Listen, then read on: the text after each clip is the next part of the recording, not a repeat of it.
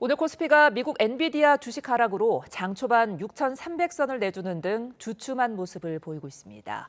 최근 가파르게 오른 지수에 대해 투자자들의 불안감도 커지고 있는데요. 관련 내용과 함께 경제 전반에 대한 내용, 염승환 LS증권 이사와 함께 이야기 나눠봅니다. 안녕하십니까? 네, 안녕하세요. 예, 자, 코스피가 연일 계속해서 오르더니 오늘은 좀 주춤하고 있습니다. 엔비디아가 좀 영향을 줬다고 볼 수 있을까요? 네, 이제 그동안 잘 나가던 이제 반도체 기업들은 좀 빠지고 있는데 예. 아까도 이제 뉴스에 나왔지만 엔비디아가 이제 좋은 실적을 냈는데도 한 이제 5% 가까이 주가가 이제 급락한 게 좀 영향을 좀 줬던 것 같고요.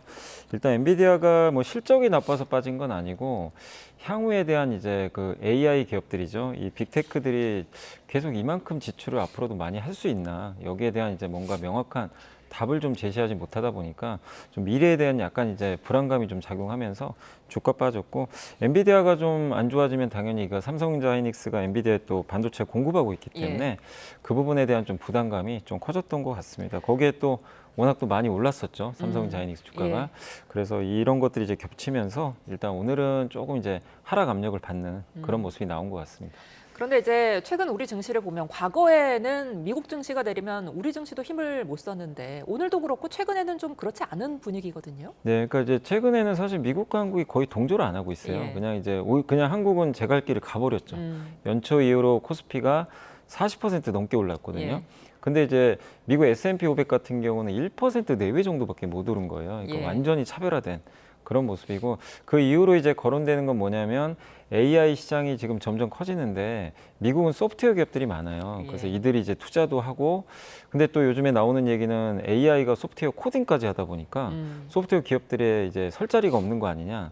근데 AI를 하려면 반도체 필요하죠. 데이터 센터 인프라 필요한데 그런 것들은 또 한국이 만들어서 공급을 하다 보니까 한국은 AI 또 쇠 국가가 돼버린 거죠. 그러니까 이런 것들이 이제 차별화되면서 최근에 미국은 어쨌든 빅테크나 소프트웨어 부진, 한국은 흔히 이제 굴뚝주라고 그러는데 이런 제조업에 어쨌든 이제 좋은 어떤 모멘텀을 바탕으로 해서 두 국가가 완전히 지금 차별화되는 모습으로 좀 전개가 되는 것 같습니다. 예. 근데 이번 주 코스피 지수를 보면 어제 6,300선까지 굉장히 가파르게 상승했습니다. 뭐 이제 최근에 코스피 지수를 보면은 너무 가파르게 상승했다는 느낌도 들거든요. 네. 어떻게 보고 계세요? 근데 이제 너무 가파른 건 맞아요. 이게 예. 좀 과열권에 좀 일부 진입은 했고 어제 그 한국은행 이창용 총재도 언급을 하셨더라고요. 예. 좀 이제 너무 속도가 빠른 것 같다. 어. 그렇게 했는데 속도는 빠르지만 이게 이렇게 올라갔던 건 앞서도 말씀드렸지만 이 한국이 가지고 있는 기업들, 주요 기업들이 AI 시대에 어떻게 보면 이제 그 데이터 센터를 만드는 어떤 인프라를 공급할 수 있는 기업들이 많다 보니까 예. 그 수혜가 이제 좀 뒤늦게 구현이 됐고 또 거기에 워낙 지금 이재명 정부가 지금 하는 이제 뭐 정책들이나 이런 것들이 국내 주식 부양 쪽에 굉장히 집중이 많이 돼 있거든요. 그래서 또 최근에 자사주 의무 소각법도 통과가 된 것처럼 정부 정책이 그냥 일관적으로 계속 주식 부양 쪽으로 이어지다 보니까 거기에 대한 또 기대감들이 높아지고 또 예. 개인 투자분들이 최근에 그래서 또 주식 쪽으로 많이 투자도 하시는 그러니까 그런 것들이 잘 어우러지면서 지금 코스피가 좀 생각보다 좀 빠르게 지금 6천선을 돌파한 배경이 아닌가라고 말씀드리겠습니다. 그런데 이제 한 가지 우려가 되는 거는 국내 주식시장의 지금 급등 요인이 아무래도 반도체주에 너무 쏠려 있다는 거거든요. 이 부분은 어떻게 보고 계세요? 근데 이제 주식시장이라는 건요 늘 쏠립니다. 이건 뭐 한국만의 현상은 아니고 예. 지난 2, 3년 보시면 미국이 그렇게 올랐는데 항상 M7만 갔다. 뭐 예. 미국의 빅테크 그 얘기 많이 들어보셨을 거예요. 그러면서도 꾸준히 올랐거든요. 근데 최근에 그들이 빠지니까 오히려 좀 지수 빠지는데 미국도 다른 업종들은 오르거든요.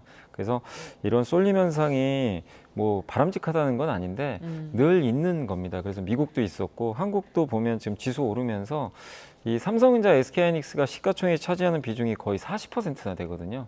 이 두 기업에 쏠린 건 맞지만 이거는 뭐 이게 비정상이 아니라 지금 이들의 그 모멘텀, 실적이나 이런 게 워낙 좋아서 주가 오르면서 쏠림 현상이 더 심화되고 있기 때문에 이 부분을 뭐 너무 이상한 현상으로 받아들이지 마시고 근데 좀 더 단단해지려면 삼성전자, 하이닉스 말고 다른 업종들도 좀 고르게 올라가면 더 예. 좋겠죠. 근데 보통 그런 경우는 많지 않고요. 오히려 삼성전자, 하이닉스가 쉬면은 다른 업종들이 또 순환을 하긴 하거든요. 근데 오늘은 현대차가 또 급등하고 있어요. 예. 그러니까 너무 이게 쏠렸다는 것 측면에서 일부 우려는 있을 수 있지만 지극히 뭐 이런 강세장에선 쏠림 현상은 좀 정상적인 저는 부분이다라고 보고 있습니다. 이제 투자자들이 가장 궁금한 건 과연 그렇다면 우리 증시가 어디까지 언제까지 오를 것이냐 이 부분인 것 같아요. 네, 그러니까 지금 뭐 사실 6천 선도 예전에 높아 보였지만 예. 이제 6천을 넘었기 때문에 지금 많은 분 이제 뭐 외국계 증권사에서는 한때 뭐 8천 얘기도 나오더라고요. 예. 뭐 7,500에서 그러니까 오르면 계속 오르지만 예. 어디까지 갈지 모르지만 지금 뭐 저는 지금 지수가 비싸다고는 생각은 안 하고 있습니다. 왜냐하면 이제 우리가 보통 이익 대비해서 주가가 얼마 정도 되냐 기업의 시가총액이 그걸 보통 PER로 계산을 하는데 우리 한국의 PER이 지금 이제 6천 넘어서 한 10.3배 정도 돼요. 근데 이제 그 중국 같은 경우 한 12배 되고 일본이 한 14배 되거든요. 그러니까 이제 경쟁국과 비교해도 이렇게 주가 올랐어도요. 예. 한국의 이익이 워낙 좋다 보니까 상대적으로 좀 이게 이 PER이 낮은 거죠. 그런 걸 계산해 보면 뭐 속도는 저도 부담은 되지만 지금의 지수 자체 레벨은 그렇게 부담스러운 수준은 아니다 이렇게 생각은 하고 있습니다. 예. 그럼에도 불구하고 이제 너무 빠른 속도로 올라왔기 때문에 투자자들의 이제 불안감도 있는 게 사실이거든요. 어떤 점을 좀 주의해야 될까요? 근데 요즘에 투자자분들이 좀 과거랑 다른 게 예전에는 그냥 개별 기업을 하나 찍어서 이렇게 사셨는데 예.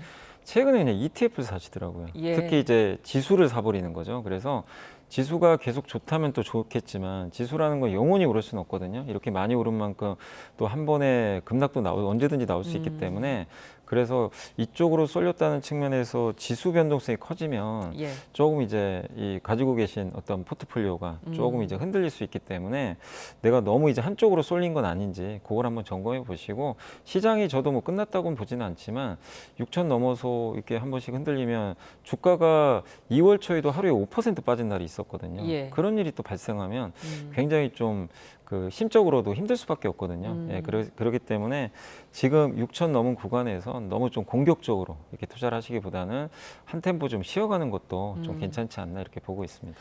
알겠습니다. 계속해서 실물 경제, 먹거리 물가도 좀 짚어보겠습니다. 최근에 이제 파리바게트와 뚜레쥬르가 일부 제품의 가격을 내리겠다고 했거든요. 이렇게 되면은 일명 빵플레이션이 좀 잡힌다고 봐야 될까요? 일단은 이거 가지고 잡히긴 좀 어려울 것 같고요. 근데 이제 이거는 이제 대통령이 메시지를 준 거잖아요. 예. 그래서 굉장히 좀 강한 단어로 좀 언급을 해주셨고, 그러니까 이제 밀가루와 설탕 가격이 원재료인데 이게 인하됐는데도 왜 인하를 안 하고 있냐. 이제 이게 올라가면 오히려 가격 올리면서 예. 그런 이제 메시지를 줬기 때문에 그래서 여기서만 끝날 문제는 아니고 이제 다른 업체들이 또 동참할지는 한번 좀 지켜봐야 되겠고 그리고 아직은 일부 품목이거든요. 파리바게트가 한 11개, 뚜레쥬르가 17개니까 그래서 이게 앞으로 더 품목도 확대되고 지금 좀 이렇게 다른 업종 또 다른 업체들로 이게 확산되는지를 한번 보시면 되겠고 예. 근데 어쨌든 이게 단어가 좀 굉장히 세긴 합니다. 이게 불이행시 또 제재까지 하겠다 예. 했기 때문에 결국에 이제 많은 업체들이 저는 좀 개인적으로 동참하지 않겠냐라고 생각은 일단 하고 있습니다.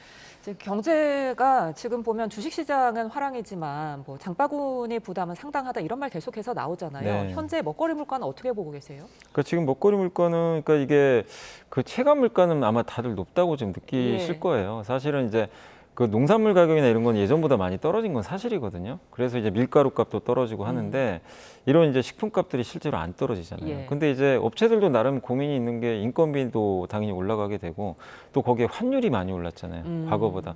그러니까 이제 내리지 못하는 또 그런 고충도 있긴 하거든요. 예. 그래서 이제 정부가 지시를 해서 결국 좀 내리겠다는 의지는 좀 강하긴 하지만 내리는데 좀 한계가 좀 있을 수밖에 없기 때문에 결국 물가가 이렇게 좀 고착화되는 부분은 좀 이거는 좀 구조적이지 않나. 이건 사실 뭐 미국도 마찬가지고. 예. 예. 그래서 이 부분을 급격하게 이게 내리기는 좀 아직은 좀 시간이 걸리지 않나 이렇게 생각하고 있습니다. 알겠습니다. 지금까지 염승환 LS증권 이사와 함께했습니다. 오늘 말씀 고맙습니다.